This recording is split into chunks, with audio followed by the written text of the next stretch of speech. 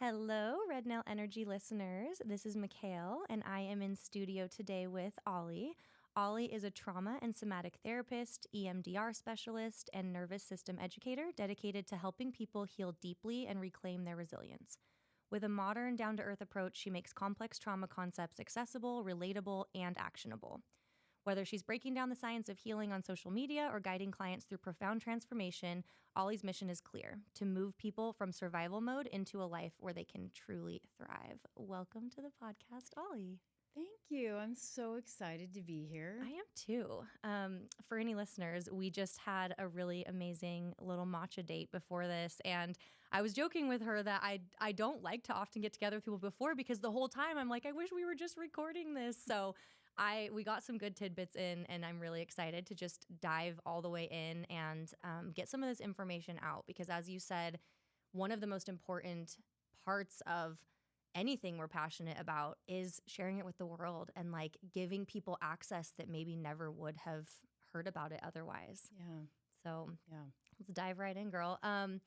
Let's kind of back up a little bit. I'd love to hear about how you got into therapy and, chose that as your profession, and then kind of that trajectory you took into discovering EMDR and bringing that into your practice.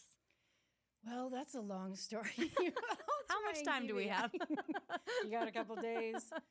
I feel like therapy found me. Okay. Like I was telling you earlier, I'm a seeker and always have been. And I also come from loads of trauma. So I think that my spiritual or healing journey started when I was 16. Okay. I was going through some really rough things. My parents did not know what to do with me.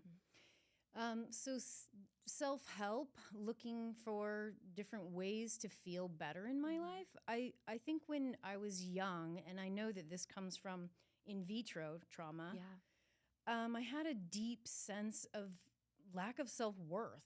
No matter what I did, no matter the accolades, the circles I was in, the degrees I got, I always had this little, gremlin saying, you suck, you're no good. It's never enough. So I was always seeking, did all the things, did all the spiritual things. I mean, I even had a meditation practice where I would meditate for 3.5 hours.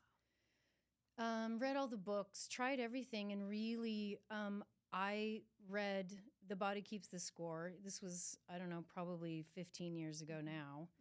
And I was like, Basil, tell me what is the thing. Please, I need an answer. I can't do this anymore. Nothing's working. And when he said, well, okay, there's a couple ways to shift those neural pathways. One is somatics, or movement of your body. And I'm like, check. At the time, I was getting a dance minor at age 32. Wow, okay. Feeling completely out of my element. So I was like, okay, check. And then he said EMDR. And I was like, okay, well, I don't know what this is. Let's go. Went and had my own experience with it. And finally, gosh, I'm going to cry because I was finally free of that, what I would call, that just debilitating low self-esteem and inability to connect. And it was so beautiful because I remember the first time that I came out of a session, the sky was different. Wow. And I know now what that is, that our optic nerve, when we're out of a threat response, can see the full array of the spectrum, whereas before it's like really myopic. And I was like, whoa, okay, here we go. Your whole consciousness was expanded in one session, which is incredible. Yeah, it was. So I can say that I'm trauma-free for the first time in my life. That's amazing. And what it has done and how I'm able to show up for everyone, and then, of course, myself, incredible. So that's why when I knew that I was going to go into being a therapist, I was absolutely going to use this type of therapy. It was just the only way. Yeah, and as we spoke about earlier, I think that going into kind of a traditional, what you would imagine in talk therapy setting can be so expansive because it helps us just start with those building blocks of like, am I even able to talk about my feelings? Am I able to not want to completely shy away and like avoid or, build a wall when somebody is asking me about how I feel about something? But then I think that we hit this point where our body keeps the score and our mouth and verbalizing of that cannot release what that score is that's being kept. And we have to find a modality that lets us kind of go deeper. And there are a plethora of beautiful practices, but with EMDR specifically, can you kind of speak on what that is and how it's able to unlock some of those things that have just been buried cellularly, maybe before our existence even, Yeah. Yeah. I love when we are in session and the brain does show us where it's linked to that, it's me crying in a crib or it's me having a threat response inside my mom. I mean, it's so incredible to see the awakening to where these things come from. So with EMDR, we're literally going into neural pathways. Our brain is this incredibly resilient machine. I mean, it's not just a machine. It's also really complicated, but it's simple in that we're either in a threat response or we're in homeostasis or everything's okay. And what we do is we tap into that neural pathway of threat, the fight or flight or the shutdown, wherever it is going to precipitate in your brain. And we give it the memo that everything's okay, that's not happening now. Okay. The brain is this context maker. So let's say I go into a situation and I start feeling my heart beating and I'm like, what is going on? Why am I having this anxious response right now? Well, the brain is scanning through all of your experiences and it's like, what is this like? And it will go, well, this reminds me of when you were 5. And now I'm pretty sure you're 5 and this thing is happening and you're not being seen or heard. And boom, we're going to get into a threat response so that we make sure that you're going to be taken care of, that you're going to get through this thing. Okay. The brain doesn't know that there's not a tiger in the room. Right. It's this thing up in a wet, dark place. So it takes all the sensation. It tries to make sense of it. And unfortunately, when we have a lot of neural pathways of threat, whether it's we're just not seen or heard or from our parents, then it's really easy to get on that pathway. Yeah. So while we're in that sensation of a threat, I'm going to have you go into something, either an event or how you feel about yourself, a belief you have about yourself, and it's going to elicit a response in you. I'm going to have these little buzzies in your hand, and the brain will go, hey, this feels like when you were 5, but it's different because there's this weird buzzing thing. Okay, we've like added another kind of stimulus within the experience. Yes. Okay. So it won't lay down on that threat response anymore. Thus, that neural pathway can now shift. It's not a deep groove anymore. And then the brain also does this really cool thing where it prunes. About every 7 weeks, we'll have any neural pathway that's not used will just digest. So we can have a brand new brain. Yeah.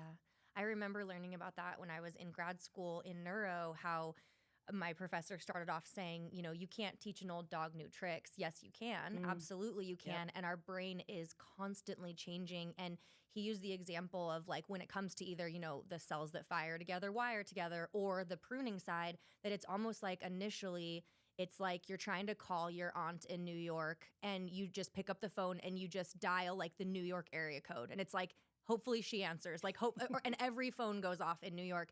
And that process of like not only pruning what we don't need, but firing what we do need lights up eventually where you can pick up the phone and it calls directly to her. Well, what if that situation is unsafe? What if we're calling a place? What if we're having something come online with this one phone number that is not the thing we want to keep repeating?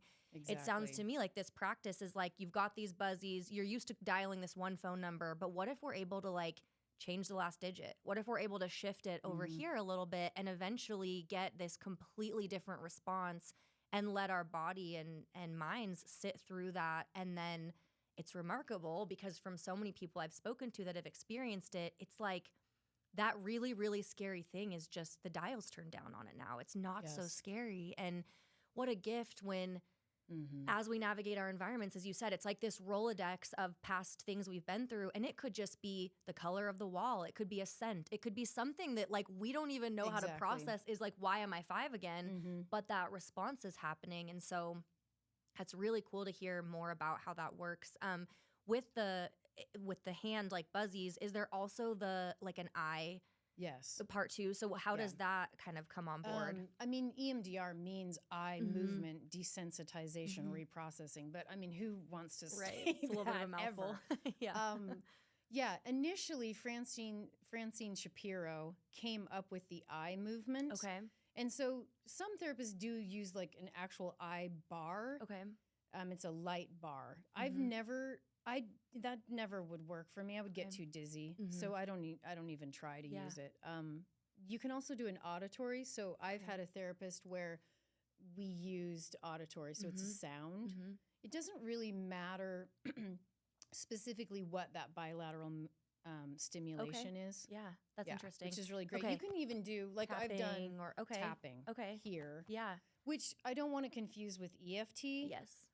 Which, Yes. yeah, Very different, but Very also different. it has its own benefits just in a sense that it's like Yes. same situation, adding something different in there, but that's also not traumatic. Like I can imagine if Right. like, okay, we're going to go back to when you're 5 and now you're going to hear a scream. Like, okay, well that's probably not going to be helpful, but it's like No. buzzing or the like, the different binaural beats that like are going into one ear, into the other ear. It's like something that is allowing your brain to focus more on this new thing versus the old threat. Yes. Am I understanding that Yes. correctly? Okay. This Wow. is different. Yeah. And I love how it incorporates the body. Because of course, if you're leaving the body out, what are we talking about then? I mean, we're just this biological being Yeah. in our Right. environment. Of Yeah. course, That's what I'm you gonna start have to calling have the people. body Get involved. over here, you little biological being. That's so funny. That's the nerd in me. Yeah, no, I love it. It's great. I have a new pet name Yeah. for people. Yeah. Yeah. Oh my gosh, that's so funny. What are some signs either that you had experienced on your own personally that have alleviated since now you say you really Yeah. feel as though you're kind of walking trauma free? Like what is the difference, the before and after? Yeah. Alleviation of the dumpster fire. Sign me up. It's all. I mean, it's the pretty stereotypical things that we talk about these days, like anxiety, and then that overwhelm. So much anxiety, such a threat response all the time that we're then dipping into depression. It's inability to communicate. It's inability to express emotion appropriately. It's racing thoughts. It's rumination. It's worst case scenario. It's negative thinking. It's not being able to gain traction. So let's say you have a goal, but it's just you don't have any traction. I mean, this is why diets don't work. This is why certain things, like we really do want to have that goal. Right. But how do you reach a goal without executive function? Right. If I'm in a threat response, the top of my brain where all the stuff is, my creativity, my confidence, my ability to have empathy and communicate in our language and art, all of that stuff is there. Yeah. I'm And it's like, gone when you're in that fight or flight. I mean, you cannot access no, it. it's not even Yeah. there. I mean, I love this so much because it touches on all aspects of our life, whether it's education in schools, if it's mental health arenas, is it addiction arenas, is it nutrition arenas? Like this is something that we have to be talking about. And for the people listening that think to themselves, I didn't have any trauma in my childhood. Everything was great. I'm so happy with it. I wouldn't change a thing.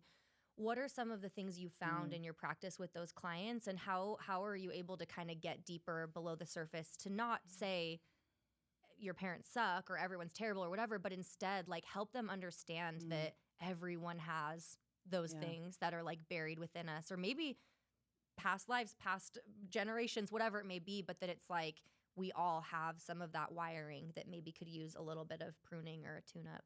Yeah.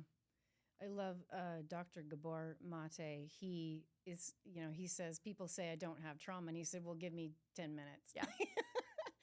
And I don't really like the word trauma. It does explain a lot. It explains traumatic things, but it doesn't explain a need to be valid. Right. So we're so hardwired to connect. Everything about us, a baby comes out, and what can it do? Well, nothing, right? Right. That's a true biological being right there. Like a buffalo can run with the herd in 7 minutes of its birth. So we're these vulnerable. Our brain is developed outside of the mom.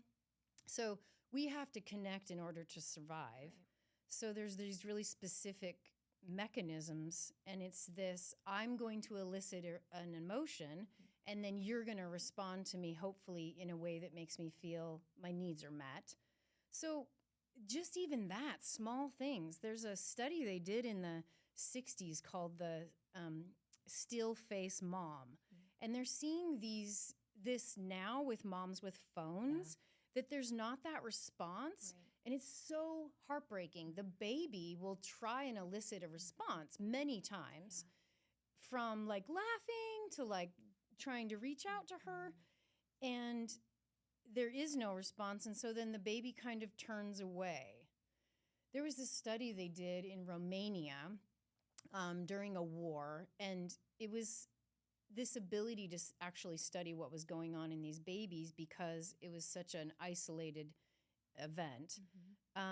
There were tons of infants in these orphanages, and these babies weren't dying because of lack of food or lack of care per se, but there wasn't that interaction. And so literally the baby would just turn away and die. Wow.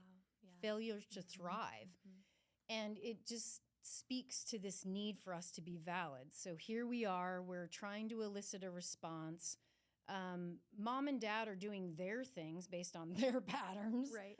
We also have that thing that I said, the behavior is said to have kids cry in cribs, which is ludicrous. And so lo and behold, here I am. I'm looking to my caregivers, my parents, to be valid. How am I going to be valid? Maybe I'm not. Right. Maybe if I'm quiet or productive or smart or entertaining or pretty or like me or whatever. Or the worst is you're not. And so here we go. Here comes all these neural pathways about a threat. And we're not going to connect there. We're not going to feel safe. We're not going to feel like the world is here for me and I deserve to be in the world and executive function and all the stuff. Yeah. So it doesn't have to be traumatic. It can be. Yeah. And there's people that go through some really horrific things in their childhood. But it can just be, my mom was so busy, right, or she had 3 other kids, or she was sick. Right. Or when I was born. Or there's something that happened that caused a disconnect that nobody chose. Right.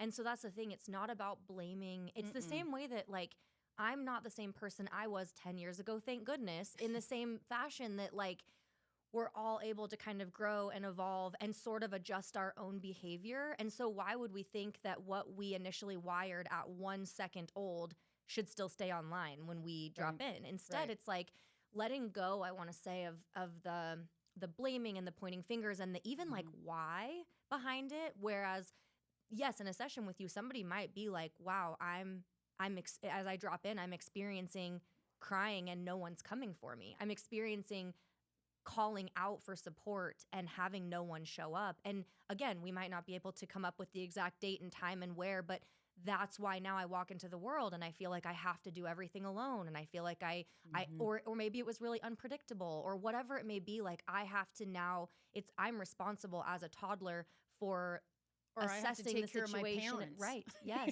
My parents aren't there or they need me. Yes. All kinds of things come up. I call it a maladaptive belief. Or a negative belief. I don't like the word negative, but yes, we come up with all kinds of ways to cope. Right. One of mine was to entertain. Mhm. I was going to entertain my parents so that I would be valuable. Yeah. And I did. Right. I was And then great you at go it. into the world and you just keep Yeah, entertaining. Keep and entertaining everybody. Yeah. I also had to take care of things. I had an interesting message too about being bad Mm.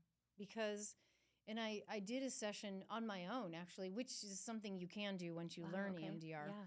And I found out that the reason my sister and I had such conflict was because when she was an infant and brought home, I was trying to align with the baby, but also help her. Mhm. But I was considered bad because it looked like I was trying to hurt her. Mhm. But I was just trying to feed the baby. I'd Mhm. crawl in the crib and Right. stuff. Yeah. I was only 2. Right.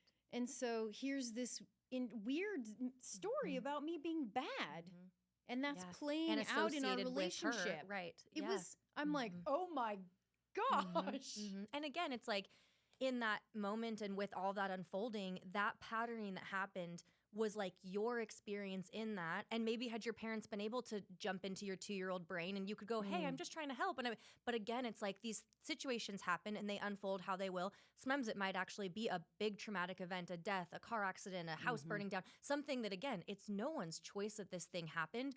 But immediately, as we're surveying the scene, we're now putting 100 new cards in our Rolodex. So then when we walk into a room, we have all these new things to flip through. And if we don't intentionally prune some of those cards out, that's the first place we're going to go because it's attached to our Yes. limbic system. Immediately, it's like the dog brain, I smell this and I'm back in my grandma's kitchen. I see this and it's that side of it. And so then if we navigate the world like that, we're going to come across a lot of little tiny things that remind us of those big situations and spend our whole day just trying to like crawl our way out of this Yes. hole. And Good luck. 100%. I mean, good really, luck. Yes.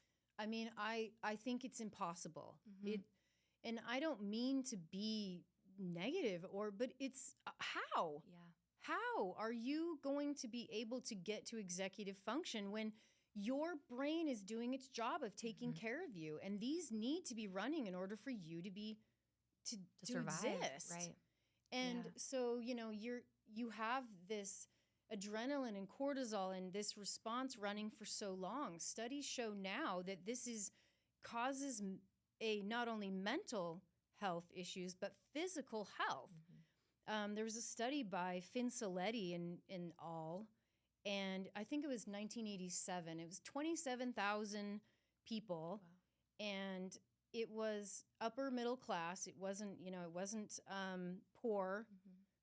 And it showed that over time, if you had so many of these ACEs, adverse childhood experiences, that then they could predict that you would have these physical ailments. One of those in women in particular, because we have such a hard time saying no, Yep. is an autoimmune issue or disease, which then causes all kinds of things like MS and this like fascia restricting thing that's interesting. Yeah. So here we are, we're at this place where finally we're starting to bring the body into the equation and understand how much support we actually need as a biological being. Yeah. We need a lot. We do. And for listeners, the ACEs, it could be you had substance abuse in childhood, a parent was incarcerated, divorced parents. There's all these different things. Moving. So things too, exactly. I remember when I did like an ACEs assessment too, I was like, yep. There was things that, it's just interesting because it's not like your house had to have burned down exactly when you were 5 and you had to have like lost a family member on the Titanic. Like it's not these crazy things, No. that are so unique. It's like things that could really happen to anyone and often are not in someone's control, or things that I think there's two sides of the coin of learning new information. There's that first side of the coin, maybe when you are exposed to ACEs and you start reading through it and you feel really angry because it's like all of these things happened to me and now I'm just supposed to deal with it and now I'm going to have all these ailments. But the other side of that coin is empowerment in going, I was exposed to these things at an early age. That's just fact. We're not going to go back. I'm not going to change that. And now I have this information that tells me how important it is to drop in, to dig deeper, to ensure that I'm addressing my nervous system as one of the most important things that I can do for self-care. Yes. You know, it's not face masks and bubble baths. Sometimes it's like it's facing the hard stuff and allowing it to surface and to get out of there and to release. And then to be able to sit there and say, I was in a space previously that felt like this. And now I can truly say I walk around and I don't have those anchors around my ankles. And therefore, I don't have the concern that all these ailments are just going to start to, you know, come at me and be these things that we focus so much on, like a medical model of an autoimmune disease. And really, more often than not, some of those psychosomatic, deeper things being addressed magically causes some of the chronic pain of the inflammation of those things to also be released. And it's a positive thing to have more information. It can feel painful and overwhelming and frustrating, but it's like the more we know and the more we're able to learn from people that came before us and were part of these studies. Is power. It's such power. It is. Yeah. Wisdom is power. Yeah. For us. It's the ability to be empowered. If you didn't know, then you don't know. Right. But when you do know, then you can finally start looking at what has been running. I say it's like a record in the background and you're like, what is that thing playing? Right. Yeah. Knowing what it's playing. What is it saying? How is it affecting you? I love what you say too about finally accessing some things. And one of those is anger. When we can finally be angry, it's so important that a child is able to just express anger. Yeah. It's just, anger's not bad. It's beautiful. It's just an emotion. Yeah. But being able to elicit an emotion, express an emotion, and then there's no negative response to me. Being able to take up some space. Yeah. It's okay to have a bad day. It's okay to have a feeling arise that maybe in childhood when there was so much going on and the wheels were about to fall off and one of those behaviors would make you be deemed bad, as you said. I mean, it's just such an interesting thing to look at in that way of like what makes a good kid. And I think that itself is like a whole other conversation, but being able to feel our feelings and not fully attached to them. I mean, how many people are walking around and they are just angry people? There is a cloud over their head at all times. And I think that to be able to just really truly be safe to feel your feelings, especially within yourself first and foremost, I mean, then to be witnessed in that, that's a whole other thing that can be so healing. But there's this woman, I randomly came across her TikTok series and it's all like, she's like, you know, holding a mug of coffee and she's like, hey guys, like I heard that some of you guys were watching this and you're watching me talk and you're really worried that I'm gonna spill my coffee. And then she just pours it on herself and it goes all over the ground. And I felt, oh my God, like this thing inside of me, why would you do that? It was so, and she'll throw coffee across the curtains or she'll do these things that are like us good girls, you know, are watching being like, oh my gosh. And then she'll have the calmest voice and she'll go, it's okay. Things spill sometimes. Accidents happen. Watch how easy I can take care of this. And it's like something is healing in me and I'm not even the one pouring coffee all over the wall and all over the floor. But it's like, wow, what a different environment. And again, it is not a pointing fingers at the way we were raised. It's that for whatever reason, there is something in me that when something spills, the first reaction is sheer panic. I'm being chased by a bear. And it's like, that is not, I don't have to go 0 to 60. And I practice that so much with my friends that are in adulthood as well, or just like, you know, I'm sitting in traffic with my mom and she's maybe mad and I'm like, we'll get there when we get there. It's okay.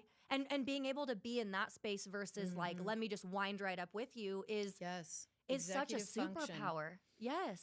It is a superpower. And it's so interesting because it's not a concept. It's literally a biological thing that we have access to. We just have to get through the gauntlet of threat responses, the lizard brain and the badger brain to get there. Yeah. And then, I mean, it's so interesting because I've really reflected on this and I'm like, is this nirvana?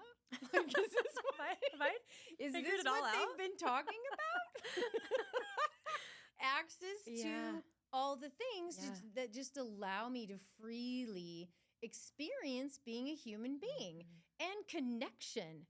We don't connect anywhere else except in that place.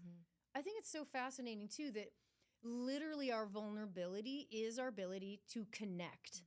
So when I'm vulnerable, that is the time that I can connect with you. But if I'm not vulnerable, we're not connecting. Yeah. Whoa. Yeah.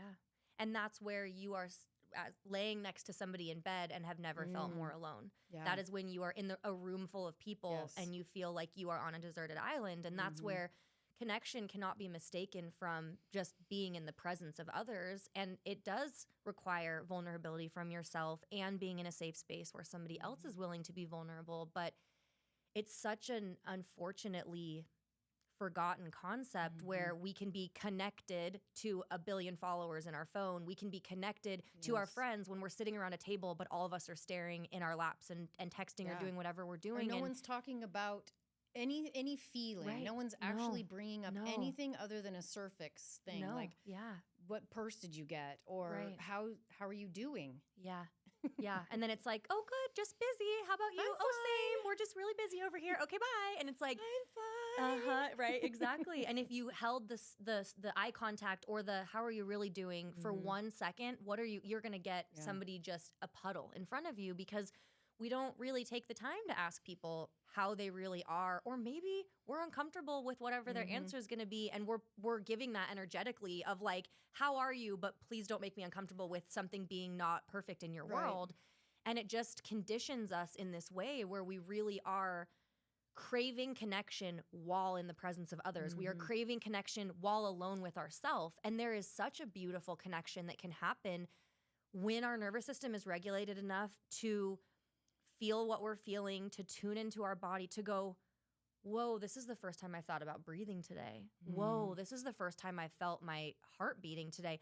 Whoa, my stomach has been so held in all day long. This is the first time I think I just like breathed and like felt what it felt like to be in my body. And how many days do we spend where the whole day goes by and we lather, rinse, repeat, and then we look back and it's like, where was I this whole week? Yeah. This whole month Or years. Right. Yeah.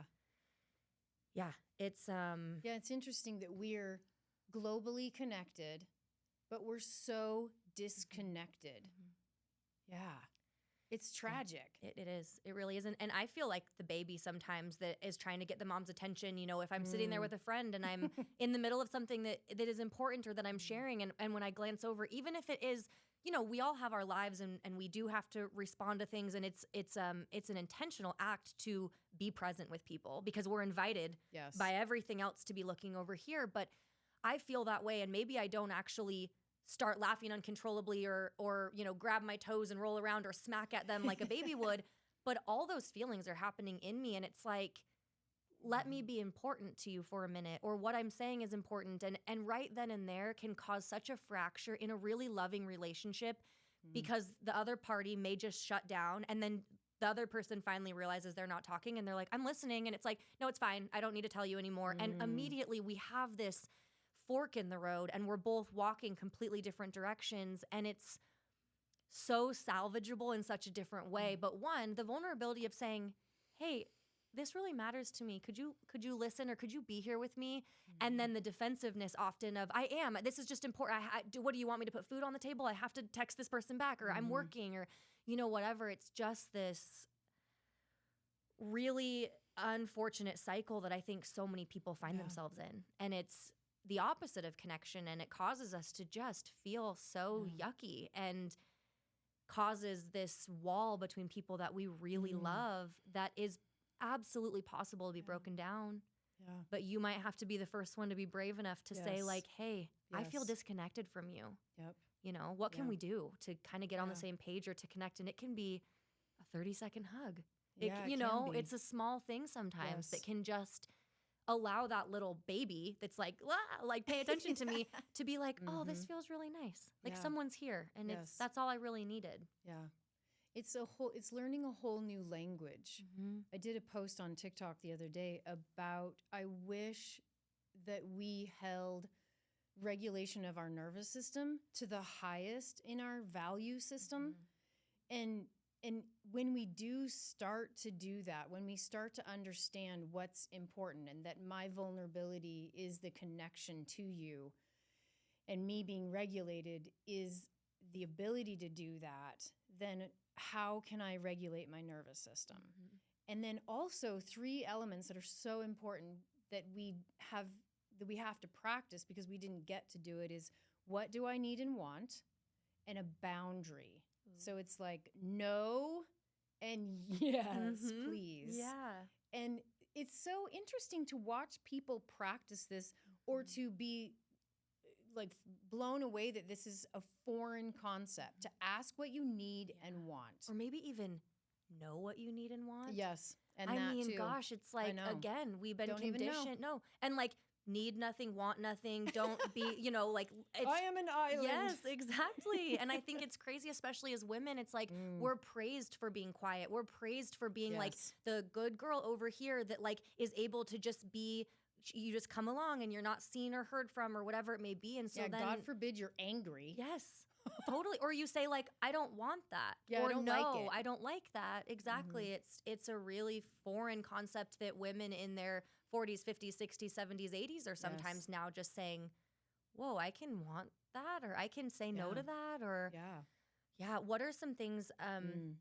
just for the yes and the no that you help people start to identify in discovering and voicing their needs, and then also setting some of those boundaries?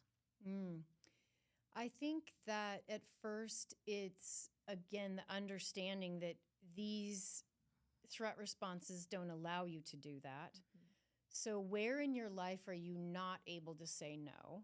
You can list it if you need to, or we can talk about where are you unable to say no, or doing some emotional labor for other people. And then, because the yes is harder to get to because we don't feel like we deserve it in this state. So then I'll have them, sometimes I'll take them through a visualization or use their imagination. Our imagination is such a beautiful tool to envision their perfect day. Martha Beck does this. Okay. And I'm like, okay, Martha, thank you. That's Yeah. brilliant. So that they can start to feel where in their body a yes is. What does yes feel like? That expansion of a yes. And it's always really simple when I take them through their perfect day. And I just want to say, too, that part of EMDR is reinforcing those resilient neural pathways as well. And so this facilitates that. Okay. So then they start to feel where is that? Is it like in my throat? Is it in my heart, gut? Like I'm starting to feel expansiveness of a yes. And then we can start to talk about what you like. I mean, we keep it so elementarily, like foods. Yeah. Say yes to that kind of ice cream or no. It's so fascinating too, because there'll be women that I talk to that they will say yes to a kind of ice cream that they don't like. Right. Yeah. So just starting there, And, like, really it's okay baby to steps. not like It's something. okay to say, Yeah. I don't like sushi, or I like sushi, but not with those things. Yeah. Or I like mint chocolate chip. I don't like vanilla. And that being agreeable doesn't make you better. Being agreeable disconnects you from yourself. Being Yeah, the in fact, person it's that you- harming you. Yes. It's literally physically and mentally harming you to be agreeable. And growing resentment, because like the other Yes. person that just Yes, of thinks that you're course. just so agreeable and she'll eat anything and she'll do anything and whatever, like then all of a sudden in your mind you're angry that they're choosing something you don't want, but you've never voiced what you actually want. And maybe you're so disconnected you don't know that that's where those feelings are coming from, that are just gross feelings to sit in, and that sigh and slam the cupboard and I expect these people to read never my mind. listened to me. Right. It's like, well, You've you never never said told anything. me. Exactly. Yeah. Yeah. That's amazing. It's a whole beginning of a conversation. And then I think sometimes we talk about boundaries first, but I think boundaries are so foreign and then they're so scary. I mean, I'm teaching people about boundaries. I still have such a hard time sometimes in saying a boundary. Or being like, I could maybe fit that in if I just like didn't shower and I just whatever. And I'm the same. I'm like, I can, and I always say to myself, I can do anything. I cannot do everything. I can do anything. I cannot love do that. everything. And it's Yes. like, there are That's- moments where if I do tell somebody no, that is maybe asking for a connection or to get together, and I feel the no in my body, and it's nothing maybe to do with them, or maybe it is. Maybe I don't like that person. That's okay to also not like people. Again, the agreeable thing is I should be loved by all. I should love everyone. I should be able to get along with everyone. Here's the thing. When I put on my chameleon hat, I can get along with everyone. that is another disservice to myself. And then I'm in these energetic vampire situations where I leave and I'm drained.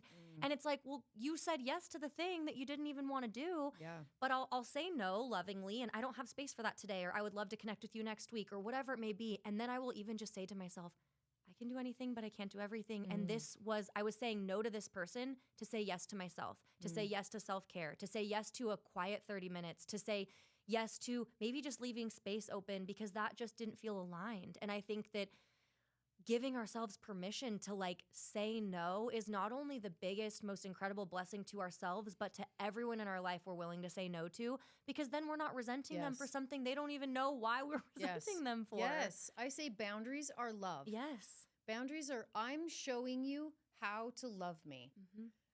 And I'm also setting an example for you. I'm taking care of myself. I'm loving myself. And that way you can do that too. Yeah. You can do that with me. Yeah. We're safe to do that with each other now. Brilliant. It is brilliant. Yes, say no to me, please. Yeah. Tell me. I want to know the truth. Right. 100%. And it is that all it is the most authentic truth and how that Yes. person is feeling, and allows you to then live in this pool of so much like ooey gooey vulnerable goodness where it's like, now I can say the thing to you that I don't even feel like, I mean, it's such an honor when somebody's like, I know I could say this to you and there's not a lot of people, and you'll get it, or you'll understand me, or you'll sit with me in this, or you'll know that there's a moment right now where it's like, I love my children and I don't like them right now. And like, that's okay. It's okay to say those things. And it's okay to have these big feelings arise, and we are not the feeling. We can let it pass through us. But if we push it down, a friend gave me this analogy that it's like knocking on the front of your body over and over like a rock that's going through it. And if we just sit there and put a wall up, and it's like, I could never feel this dislike toward my child. I love them. How could I not like them? I could never feel this big anger toward my spouse. I love them, whatever. No, the minute you just actually open the heart and the vessel to let the feeling pass through you, it's gone. It's gone. It goes away. But it's like we spend so much time. And it's not nearly as scary trying not as you to think feel it. Yes. Yes, we do. We spend a lot of time and energy keeping feelings from us. But we've also been programmed that feelings aren't okay. Right? Or go feel your feelings in your room and come back when you can be a good girl. It's like, do you want me to give you something to cry about? Exactly. Yes. 100%. I can't even imagine saying that to my kids. I know. I brought you into this world. I'll take you out just as fast. It's like, oh my goodness. Okay. When you're ready to come, be appropriate and be a tiny little adult at 4, come talk to me. And, I think we'll have a discussion. Right. I think there's also something to be said when it comes to, I'm an occupational therapist. I work in pediatrics. I see a lot of like love and logic be brought in a way that it's like, you're having a really big feeling and that's okay. And I'm going to sit with you, and you can be so mad, and you can, here's something you can hit if you need to hit something. We can kind of give a replacement strategy if they're wanting to hit their sibling. It's like, you're really mad. We can't hit little Johnny. You can go wail on this toy if you need to. There's ways that we can replace that. And then also not flinch. Like, I'm not scared of your big feeling. I'll sit here with you in this, and you can throw the biggest tantrum in the world. I'm not going to reward it. I'm not going to start doing a dog and pony show and come up and be bringing you, here's this. Can you do this? What if I do this? What if I bring you ice cream? Let me try and fix it. Let me try and fix it. It's like, no, you can just have your feeling and I'm in it. And then magically, when the feeling passes, as it always does, we say, oh, I'm so glad you worked through that. You want to talk about it? And now we have somewhere to go. And that is so to your point of all of us being little toddlers, where if we put nervous system regulation at the forefront, when we're having those tantrums, maybe internally, because we've learned how to not or outwardly hit people, or outwardly, because we haven't quite learned that, and we need to scream and we need to be mad. If we address that first, then we can return to the situation and say, now I have something here I can work with. Now I can talk to you. Now I'm not going to just like want to be venomous and sharp with my tongue. And it's like, in anything we have that we think should be number one, if we don't have a calm, regulated nervous system, we really can't give to that thing that we think is supposed to be our number one. No, it's impossible. Again, going back to executive function. If you're not in executive function, then I say that executive function is being able to meet the next moment appropriately. And when I say appropriate, I don't mean like the way that you think I should do it, but with whatever it needs to be appropriate for me in that moment. Do I need to express my anger? Do I need to tell you that I need and want something? Do I need to sit quietly? Whatever it is.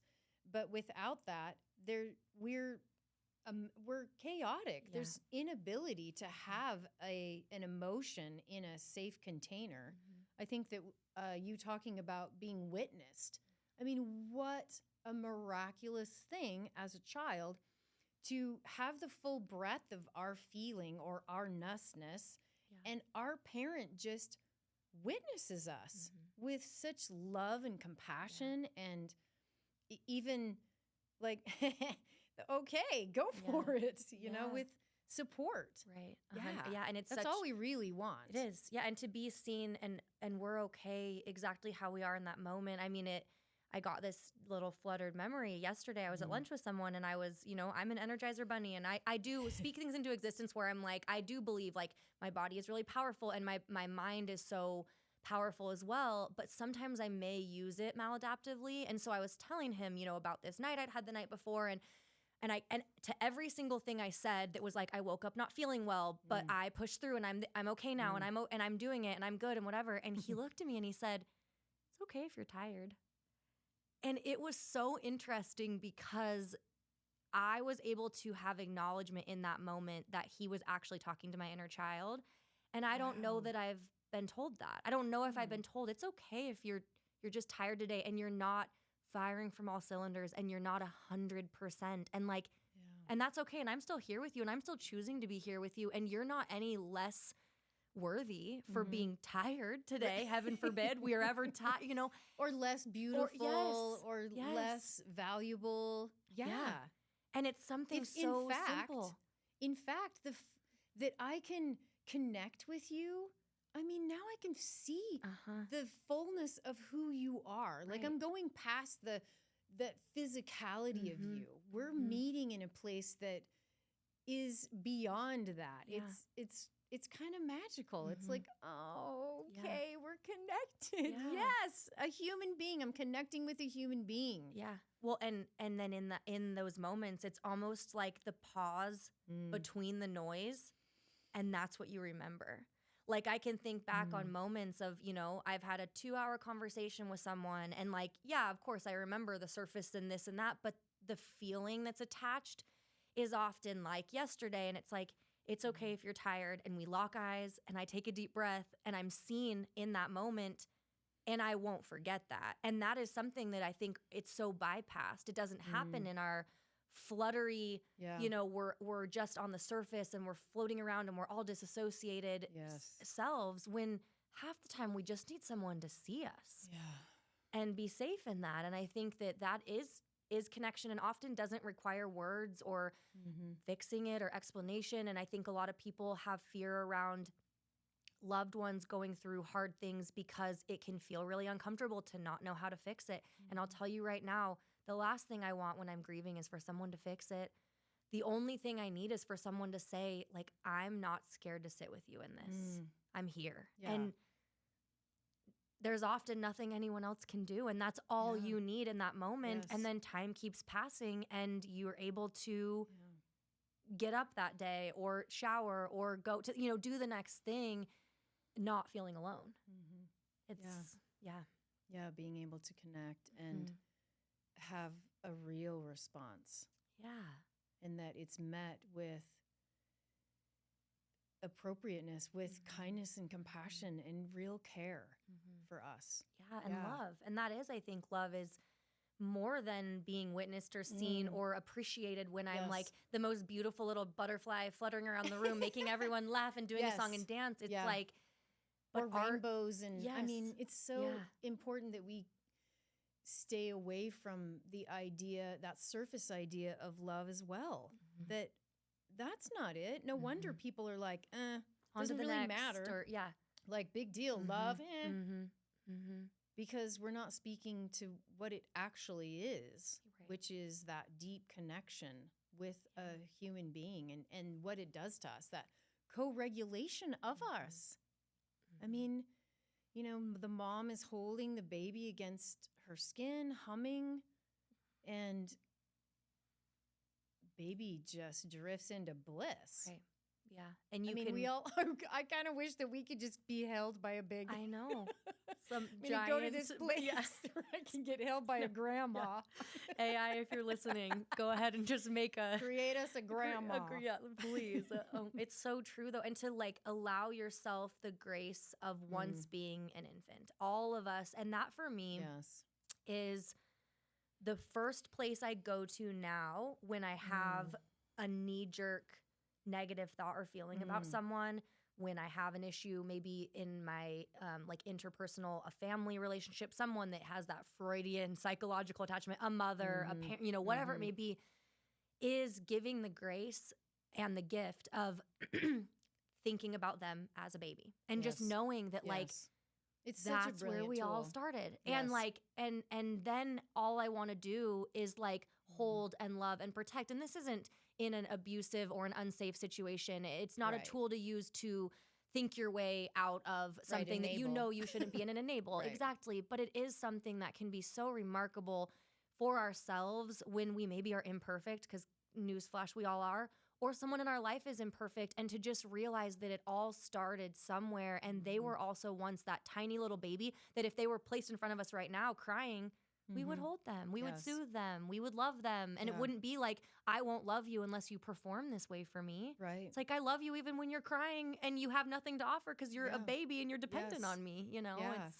And I think that's definitely part of the healing journey in looking at your parents and just being, and it's not so much about forgiveness. I try and stay away from that because I think that it's such a loaded idea, but it's at least just understanding where they came from, where all of those people came from that then created that environment that didn't facilitate that for you. Okay.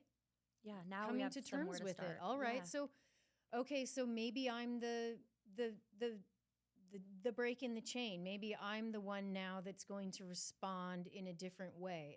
And that's all that really matters. That has to be all that matters, that I'm now taking care of myself, and then I'm having those relationships that then facilitate and precipitate that for me and in my little sanctity circle. You know, it can be hard to see what my dumpster fire did to my children. But I value so much that I can sit in whatever they're going to bring to me about those hurts, about that pain that I caused. And I'm just going to now be what I couldn't have been then for them, and how healing it is. To you and It's to so them. healing, yes. In those moments of allowing yourself to receive feedback or what someone else's experience was. And here's the thing, your experience was completely different than theirs, and that doesn't make either right or wrong. And I think that that's another place we get so hung up on, is that it's like, if we only care about being right, we're never going to be able to be connected.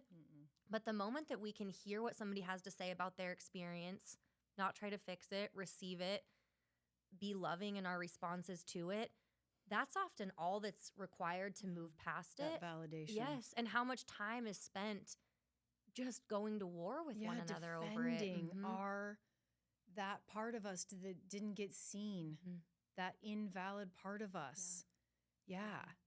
And then the gift it gives them to have had that example. So then when they find themselves maybe in a present day situation with a friend or an intimate partner or a coworker, where their first defense, if somebody hands them some feedback or says like, I felt this way when this happened, is to then think about the experience they had with you and be able to then give that gift to others of being like, oh, wow, that really was not my intention. And I think for me, the biggest thing that I try to start with that is so disarming is, I can totally understand why that made you feel that way. I can see that. And it's crazy because somebody can come in with their fist clenched and they're so ready for battle. And when I go, that wasn't kind of me to do that. Or I totally get that, why that would have felt that way. And man, I was on another planet. It was not my intention. And I fully did that and elicited that effect. And it's like, immediately they're like, oh, okay. Yeah. And it's like, is there anything that I could do to help? Do we want to talk about it? Or whatever it may be. No, I think I just needed you to know and acknowledge it. And I'm like, great. And then we move on and it's like, that was easy. Whoa. Yeah. And now we have actually more trust there because they know they can come to me, and that's a beautiful thing within my friendships. Yes, there's no fear. If there's, I mean, if anything, it's like, I really want to talk to you about this, but I want you to know how much I love you and value you and care about you, and this hurt my feelings. But it's, if anything, it's like with so much love. Like, I don't want this to cause you to feel like I'm trying to sever the relationship. It's the opposite. Like, I want us to make it out on the other side of this. And I want us to grow through this. Grow stronger through this emotion or this pain, whatever's been bothering me. And of course, with that person that you feel like you can connect, then you can go into that and kind of dissect the story. Like, what happened here? What was the trigger, or what was the beginning of this idea that you're having, all of this resentment? How long has it been since you said that, you know, you haven't told me what you needed and wanted or came to me vulnerable? And it's so many layers of healing because it often is 99% not about that person sitting in front of you. And it was really that elicited feeling that then you actually get to work through in a different way or explain. And there are times that I know the size of my response doesn't match the size of what happened.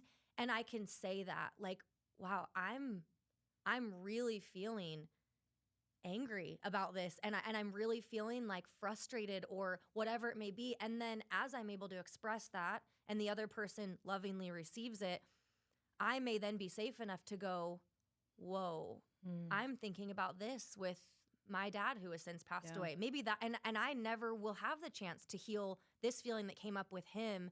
And what a gigantic gift that I'm able to talk about it right now. And there's forgiveness within that situation maybe that happened in the past, but so much more focus is moving forward and on the future, and like kind of what that new pathway feels like to be able to then maybe not have that intense of a trigger or of an activation happen the next time around. It's that co-regulation, and it's so beautiful to get to practice in safe relationships. Yeah, and I think it's important to mention how, because what a challenge it is when you are in that activated state. How do we do this thing that you guys, that you and Mikhail are talking about? Right. We're like, and we'll see you guys next week. Tune in for The Secret. Yes. Nirvana shall be reached. I think the number one thing that I have incorporated, and this is going to sound so simple, but I'll tell you why it's so important too, is breathing. I now have a habit of breathing at every stoplight and on the toilet. Okay. Because those are places that I'm always going to be every day. I just take nice deep breaths on a regular basis now because I understand. So we have 10 cerebral nerves that come out of our brain, and they wrap through all of our organs. And a couple of the little fingers are right here at our diaphragm. They also go into the gut as well. And this is why the gut health and brain health are connected. But these little fingers at our diaphragm, they help the brain understand when to come into homeostasis. So when we're in a threat response, we breathe up here. This is kind of why like a cold plunge works over, I don't know how long, but over some time, where you can learn to belly breathe in cold water. So when that diaphragm moves and massages that vagus bundle, then we're going to get a message of everything's okay. Serotonin can come in, some adrenaline and cortisol will come down, and we can get to a state of homeostasis, or that regulated state with that executive function online. Now, that doesn't mean the breathing's always going to work. I think shaking is a brilliant, and it's a little bit kooky because people are like, I don't spend time in my body, I'm not going to shake. Oh, but feels it's so good. so beautiful to just shake like a dog. Just 100%. Well, and how many animals, when shake. they're being chased and the threat is no longer there, there's something that signals to their body the threat is no longer there. As human beings, we're so cute and silly. We never signal to our body that we're not being chased by a threat. So it's like all day long, we just, like you said, our shoulders are up here and we're breathing up here. And it's like nothing even could be happening in the environment, but doing that, like, psychogenic shaking, or the ability, like, even for 10 seconds, it's crazy that all of a sudden you're like, whoa, I'm back in my body. whoa. Yes. And I will tell people that all the time. I'm like, turn your camera off and do it like right before a big meeting. Do it if there's something that you're going into court, you're going into whatever, Yes. that you're sitting there and you Yeah. are so wound up. It is like a physical representation of being able to get back into that Yeah, kind of it's such state. It's a amazing. release. Yeah. I mean, oh, Yeah. it feels so Mhm. good. Yeah. Mhm. Humming is a really good one. So you're humming in front of your partner. You're right. Every time they're like, "Let's go." All of a sudden, Okay. you're A sound, yeah. eliciting a sound. So Mhm. like a nice deep sigh. I Mhm. sigh so much now that people are like, "What? What is Yeah. up with that lady?" Uh-huh. But a Just big nice difference sigh. between like when you're upset and that, yes, and it is A growl? contagious. There you go. Yeah, sighs are I so- like to growl at people in public Growls too. are That's good. yes, Ugh. yes. Get it Yeah. out somehow, and like, Mhm. and maybe recognize too what comes up, what resistance you Yes. feel, because like good girls don't growl, good girls don't scream, Right. whatever, and it's like. Get out of your own way. And maybe it feels safer Yes. to like put your face in a pillow and let yourself just like scream because it Yes. feels, and that's okay. I think at the end of the day, like what works for one doesn't work for others. So find something that lets you release, whether it's shaking, whether it's growling, whether it's sighing, but in a way that feels good to you. It doesn't have to be this person does this, so Right. I need to, but it's like, Yeah. then your body will say more of this. I am now craving that. I'm craving this movement. I'm craving this shaking. I'm Yeah. those sighs. Like it, Yeah. it signals I'm not in imminent danger. Right. What a concept. And it's like, now I can be here and be present. Yes. Now I'm going to meet the next moment as present as possible and be able to actually connect and say what I need and want. I mean, it's the difference between holding that facade of me as my value at the top of my value system or being regulated. And it is. I mean, people are commenting that I sigh a lot. Okay. Well, this is what it looks like to hold me being regulated as the top of my value system. Yeah. This is my top priority is to be as regulated as possible. Yeah. And my response to that, it's like, thanks for noticing. I've really been working on Yeah. sighing. Like, thank you. I appreciate Yeah. it. And honestly, you can feel like if somebody just like, they like settle in. Shoulders. It really, like, it shake is the shoulders. contagious. Like, Yeah. if somebody's at another table, I can feel that their energy has just dropped in. It's not so up here and spun out all the time. And when we are empathetic and deep feelers, without even meaning to, we're absorbing all the energy around us all the time. So I'm like, Yes. thanks for sighing. Like, Yeah. I appreciate it because it feels Yes. good when someone else is just like, Yeah. oh, I'm gonna kind of go online in this way and really be intentional about Yes. becoming more regulated or breathing or Yeah. whatever. Yeah. Yeah. Dropping into the body, Yeah. being in the body. And I know that can be a little foreign too. Like if our body has been a place that is not safe for us for a long time, the concept can be frightening. Yeah. So, okay, try little things on. We're not talking about, going and doing somatic breath work this Right, weekend, right. although I highly recommend it. Right. Yeah. But a sigh. Yeah. Shaking your shoulders even a little bit. What's your jaw doing? Just Totally. notice your jaw. Is Yeah. it like clenched? Is it Yeah. tight? Move it around. Yeah. Just notice. Notice is such a Yes. good word. I think that if we even said, every time we're on the toilet, in the car, at a stoplight, Yes. or like, we have maybe something that we do frequently, go fill our water up or whatever it may be. What if we just created space to notice? And that's the only thing that we ask of ourselves. It's like sometimes these modalities feel so overwhelming because it's like meditate for 2 hours with this specific mantra and do whatever it may be. And it's like, I feel that's not accessible to me right now. Well, it is accessible to everyone to just notice. And when you close your eyes and you kind of drop in, even if it's for 10 seconds, you'll notice an area of your body that you have not even recognized was still attached to you that day. Yeah. And that's all. And as human beings, all we want is for people to notice us and witness us. And so our own body is often crying out in that exact same way. Like, just notice me. Just allow me to be here. Allow this pain to be there. Yeah. Allow this itch, this feeling, this ache, this pleasure. what a concept. Like allow it to be there and allow and just be, breathe into those yeses and allow them to be there and ask for more of that. And if there's something that kind of catches or hitches, half the time noticing it is all it needed and it lessens. Yeah. Yes. Yeah. Noticing how my body feels, how my mind feels, what I'm saying about myself. What am I saying about myself right now? Because that's telling me where I'm at. Yeah. What my body is saying to me. Oh my goodness. We're going to have you back on already because I feel like I've got so much more I want to say, and it's just been so good. So good. I do want to ask what your personal version of Red Nell Energy is. Oh my goodness. I was thinking about this, of course, because I knew you were going to ask me this. And it is allowing me to take up space. To take up space and to make sound and to be exactly who I am in the moment when everything sometimes says don't do those things, but to do it anyway, to step into it, to be a little bit nervous about it.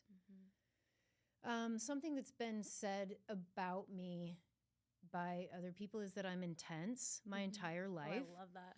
And I have thought of it as negative. We're fire for signs. Such a there it is. Oh, you better believe I'm intense. But I've thought like of it too as much. negative, right? Too much, and I've heard that too, of course.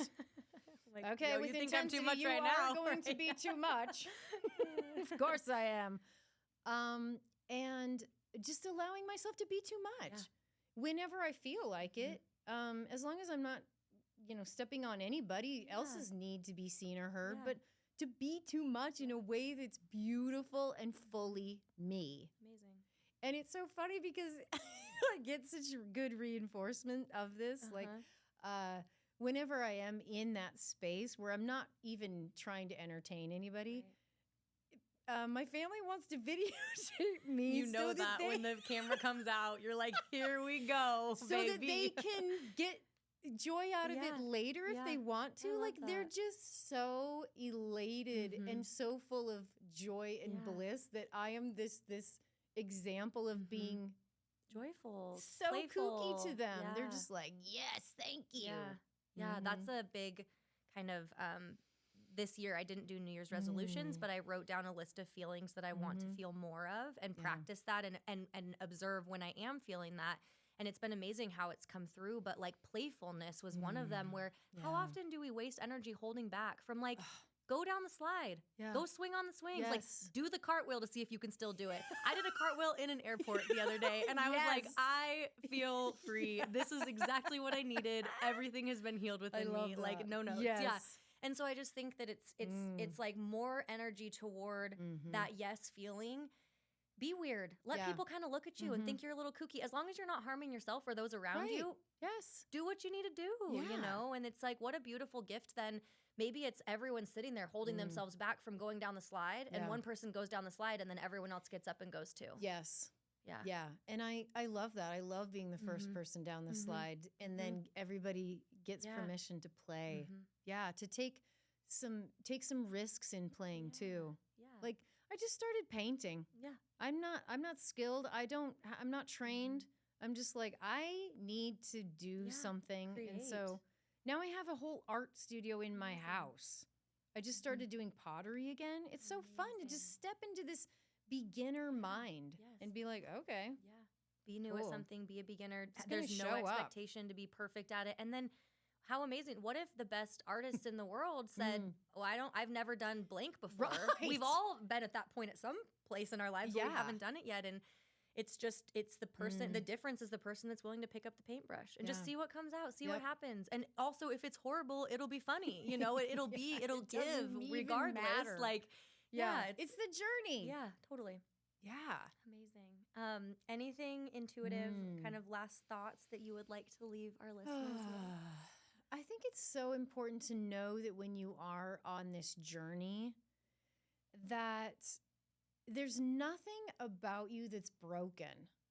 It's so important to understand that everything that has been loud or that has been leading you to something painful is saying, hey, it's okay that something's not working, but this isn't you broken. This is just a nice alarm to say, there's something else here. There's so much resilience in us. Yeah. Yeah. And just even taking that from this conversation, if nothing else like resonated or really stuck, or it is give you an action item, to just give yourself the gift of saying, I'm not broken. Yeah. How much of our life is spent within, how can I fix this thing within me? And we're always growing and evolving and pruning and rewiring. But if you are listening and you needed that message, you are not broken.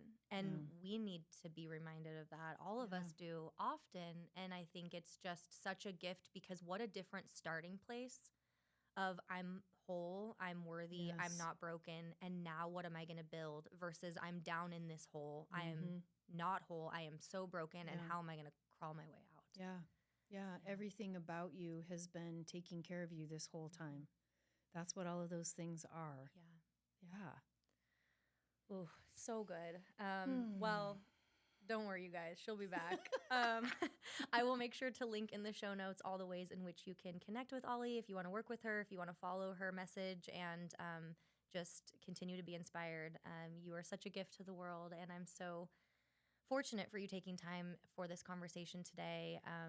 It's always so unexpected, the messages I didn't know I needed to hear, or the perspective I didn't know I needed to gain. So everyone listening as well, you're all such a gift to me, and you are so worthy and so loved, and you are not broken. And I hope that you can walk into the world today with a renewed perspective and a little bit of extra grace for yourself. Yeah, thank you, Mikkel. I really appreciate you. Yeah, I appreciate you too. And we will catch you guys on the next episode.